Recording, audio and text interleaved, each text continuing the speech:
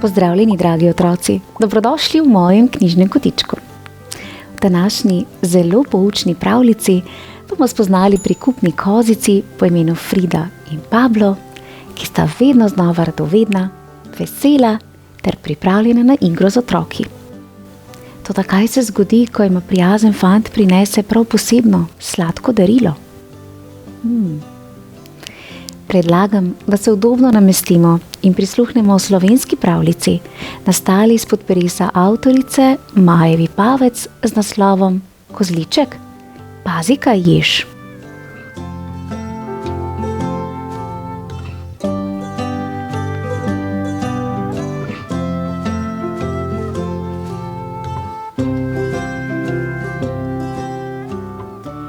V majhni vasi pod velikimi starimi hruškami sta živeli dve kozici. Mala Frida, rjava lepotička, in njen prijatelj, črno-beli Pablo, sta veselo skakljala po travniku, se igrala po drevesih in osmukala vsak grmiček, ki jima je prišel pred gubček. Vsak dan sta jedla travo, poležavala v svoji mali hiški in se igrala na toplem spomladanskem soncu. Vsi otroci v vasi so jo poznali. Prihajali so na obisk, jo crkljali in se igrali z njima. Komaj čakam, da bodo poletne počitnice, ko bodo otroci še pogosteje prihajali na obisk, je rekla Frida nekega toplega dne svojemu prijatelju Pablo. Da, prav vsak dan bodo prišli, je bil vesel tudi Pablo. Dnevi so minevali, postajali vse daljši in vse toplejši. Končno so prišle tudi počitnice. Kako so bili vaški otroci veseli. Vesela pa sta bila tudi Frida in Pablo, ki sta pri ograji pozdravljali otroke, ki so še zadnjič hiteli domov iz šole ter veselo mahala z repki. Otroci so prihajali k njima, se z njima igrali. Včasih so prinesli celo kak grmiček, ki sta ga Frida in Pablo z veseljem usmukala. Kako je to dobro! Najboljša sladica na svetu, je bila vesela Frida. Upam, da bo narava še dolgo tako zelena in bodo listki večno tako sladki, je bil zadovoljen tudi Pablo. Vaški otroci so dobro poznali mali kozici in so vedeli, kaj imata Frida in Pablo najraje. Nekega jutra pa je k njuni ograji prišel fantek, ki ga nista poznala. Kdo si pa ti? Je radovedno vprašala Frida. Tebe pa še ne poznava, je dodal Pablo. Živjo, Jurček sem. Pri babici in dedku sem na počitnicah, je bil prijazen mali fant. Vaju lahko pobožam? Je prijazno vprašal Jurček. Seveda, sta odvrnili mali kozici in prijazno nastavili svoje glavici v pričakovanju crkljanja. Kako sta prijazna, se je smejal mali Jurček in se igral s kozicama. Čas je hitro mineval in Jurček je moral domov, ker ga je že čakala babica z večerjo. Nasvidenje, Frida in Pablo, jutri spet pridem, je zaklical Jurček in veselo odhitel proti domu. Ko je bil že zdavnaj v posteli in spanec kar ni in ni hotel priti, je razmišljal o svojem dnevu. Mogoče bi lahko jutri malima kozicama odnesel darilo, je na glas razmišljal Jurček. Tako je, svojo veliko čokolado z lešniki bom delil z njima, gotovo bosta vesela, je sklenil mali fant in se končno zadovoljno zazibal v spanec. Naslednji dan je hitro pojedel zajtrk, pograbil svojo največjo čokolado in odhitel k kozicama. Dobro jutro, Jurček, sta ga veselo pozdravila. Živjo, kozici, je bil prijazen Jurček. Danes imam za vaju darilo, se je nasmejal. Darilo? Sta vprašali kozici. Nista namreč opazili nobene slastne vejice, ki jo običajno prinesejo otroci in s katero se tako rada sladkata. Tako je rekel Jurček in iz nahrbtnika potegnil veliko čokolado. Kaj pa je to? Sta z zanimanjem spraševala Frida in Pablo. Čokolada je. Najslajša in najboljša čokolada na svetu, je ponosno pojasnil Jurček. Začel je odpirati veliko čokolado, kozici pa sta ga radovedno opazovali. Kako je dobra, je rekel Jurček, ko je pojedel prvi košček. Nato je tablico ponudil kozicama. Frida je radovedno povohala. Tega pa ne poznam, je nezaupljivo gledala rjavo zadevo, ki se je počasi topila v Jurčkovi roki. Približal se je tudi Pablo in previdno polizal košček. Pa saj to je dobro, je bil vesel. Pojedel je košček čokolade in se zadovoljno obliznil. Nisem prepričana, je bila še vedno nezaupljiva Frida. Odločila se je, da prepusti čokolado fantku.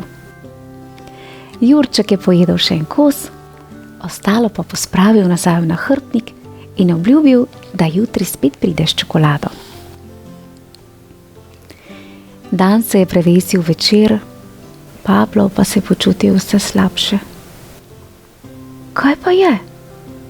Ga je zaskrbljeno vprašala Frida. Ne vem, grozno me boli trebušček, je bil žalosten Pablo.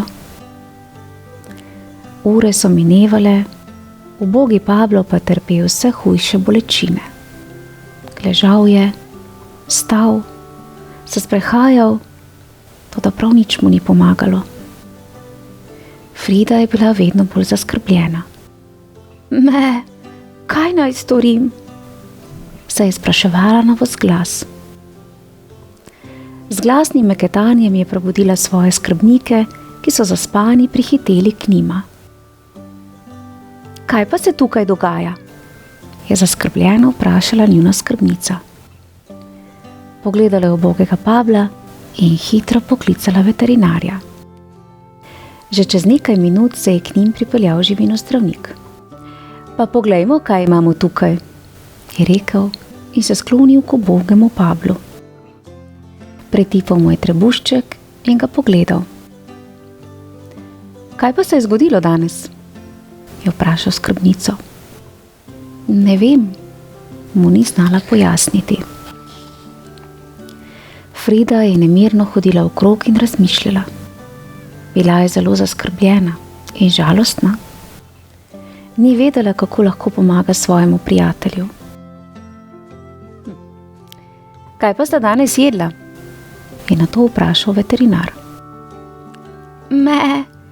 Pasla sva se na travi, osmukala en grmiček in tudi nekaj suhe krme za sladico, je hitela pojasnjevati Frida. Hitro je pogledala svojo skrbnico, saj je nehote izdala, da sta spet osmukala njen ljubi grmiček, ki ga ne bi smela. Toda skrbnica tokrat ni opazila njunega spodrsljaja, saj je bila preveč zaskrbljena za Pabla. Še kaj? Je bil še vedno radoveden veterinar. Frida je razmišljala in razmišljala, toda ni se spomnila nič drugega. Takrat pa je Pablo s tihim glaskom rekel. Pa še malo čokolade. Čokolade? Se je razburil veterinar. hitro je segel v torbo in dal Pavlu zdravilo. Strogo je pogledal mali kozici in jima zabičal. Čokolada je za živali zelo nevarna in je ne smeta jesti. Nobena sladkarija, ki jo jemo ljudje, ni primerna za vaju. Frida je žalostno pogledala v tla in tudi Pablo, ki je ležal na tleh z bolečim trebuščkom, je skesano pogledal stran. Nikoli več ne bova storila tega, sta obljubila. Le glejte, da res, jo je še zadnjič okaral veterinar in odšel. Njuna skrbnica je noč preživela pri njiju in čakala, da se bo Pablo počutil bolje. Proti jutru je počasi vstal, trebušček ga ni več bolel in ponovno je bil vesel nasmejan kozliček. Nikoli več ne bom jedel čokolade, je na glas obljubil Pablo. Tudi Frida je sklenila enako. Zdaj sta namreč dobro vedela, da hrana, ki jo jedo otroci, ni primerna zanju. Ko se je dan že dodobra prebudil, je na obisk zopet prišel Jurček. Tudi čokolado je prinesel, točno takšno, kot jo je obljubil. Dobro jutro, kozici, je prijazno pozdravil. Sta dobro spala? Je še vprašal. Frida in Pablo sta mu pojasnila, kaj se je zgodilo ponoči. Čokolade in drugih sladkarij ne smeva jesti, sta zaključila svojo pripoved. Ko je Jurček to slišal, je bil zelo žalosten. Počutil se je krivega in je čokolado hitro pospravil nazaj v nahrbtnik. Oprosti, Pablo, nisem vedel, se je opravičil. Nič hudega, tudi midva nisva vedela, da ne smeva jesti čokolade, sta zatrdila oba. Vsi trije so se naučili nekaj novega. Skupaj so preživeli še en lep poletni dan. Kmalu so se jim pridružili tudi drugi otroci iz vasi in z zanimanjem poslušali o tem, kako je Pabla obiskal veterinar. Tudi oni so bili v skrbeh za svojega najljubšega kozlička.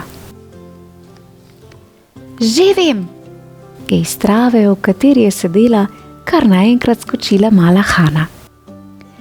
Zraven ograje postavimo tablo, na kateri bo napisano, da Frida in Pablo ne smeta jesti sladkarij. Tako se noben otrok ne bo več zmotil in nehote ponudil kozicama hrane, ki jima škodi. Ja, so bili nad idejo navdušeni vsi. Hitro so stekli domov po barvice in čopiče. Cel dan so risali, pisali in ustvarjali. Mali kozici pa sta vse to radovedno opazovali in skakljali okoli svojih malih prijateljev. Še preden se je nad vas spustila noč, je bila tabla končana. Kako je lepa, sta bila navdušena Frida in Pablo. Otroci so tablo postavili na vidno mesto ter bili zelo zadovoljni s svojim delom. Mali Jurček je iz nahrbtnika potegnil čokolado in otroci so si jo z veseljem razdelili. Pablo in Fridi pa so na hitro prinesli nekaj vejic, s katerih sta z užitkom posmukala listke. Vsi so se posladkali, nato pa so otroci hitro odhiteli v svoje domove, kjer jih je že čakala večerja. K svoji večerji pa sta šla tudi Frida in Pablo. Zadovoljno sta pojedla nekaj trave, skočila v svojo malo hiško ter zadovoljno in mirno zaspala.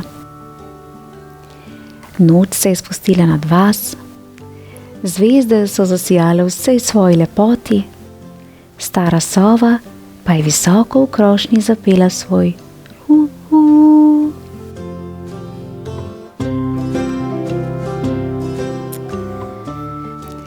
Konec dober, vse dobro.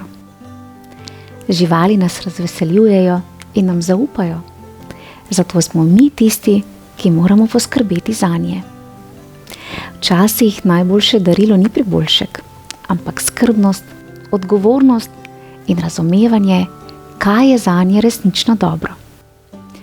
Čudovita zgodba s svojo poučno noto prinaša pomembno sporočilo, da so poznavanje živali, skrb zanje ter ljubezen tiste vrednote, ob katerih se bodo živali počutile varne in ljubljene. Vse pohvale pa tudi otrokom za odlično idejo o opozorilni tabli, ki bo pomagala ozaveščati mimoidoče ter vse nas. Vse čestitke pa tudi avtorici Maji Pavec za čudovito, poučno pravljico s pomembnim sporočilom. Otroci, v mojem knjižnem kotičku pa lahko prisluhnete še eni poučni slovenski pravljici z naslovom Postal bom gasilec. Vabljeni k poslušanju. Prijeten pravljični pozdravček prav vsem, lepo se imejte in se kmalu spet poslušamo. Pošiljam vam kozličkov pozdravček. Čau, čau. No, super. Samo da se je zdaj dobro izteklo.